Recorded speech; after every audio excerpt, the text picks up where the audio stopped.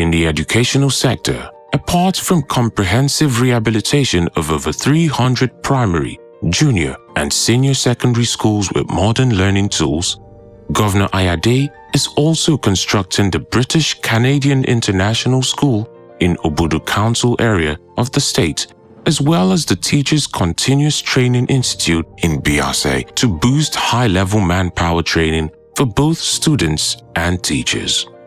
If you go to Obudu, we have the British-Canadian School, which is a model school that has a primary school and has a junior secondary and has a secondary and has a university.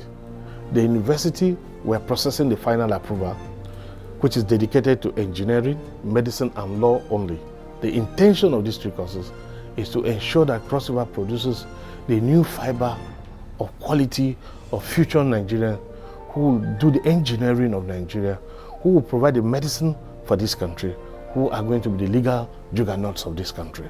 He understands the import of the education, and which is why he's bequeathing to Cross River 2 out of these world schools, institutions that can rival institutions anywhere in the world.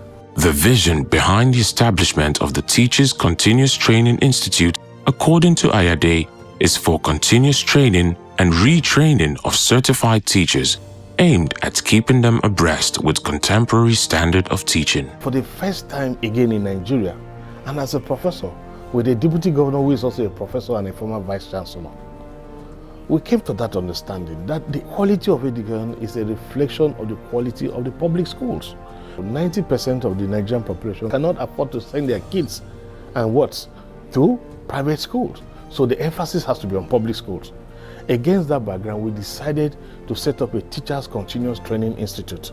It is not a degree awarding, it is not a certificate awarding, it's a continuous training program set up in Biase. Partial respect for my deputy governor, who is from Biase, as a professor and also as a former vice chancellor of University of Calabar. Today, it is the only one and the only institute in Africa that addresses continuous training, which is completely different from a Teachers Training Institute, which awards certificate for training. But the Teachers Continuous Training Institute only takes teachers who are already qualified, who are already graduates of teaching, and they are already teaching either in a university or in secondary school or in primary school. Then are brought into the school to be trained on the syllabus that they themselves are teaching.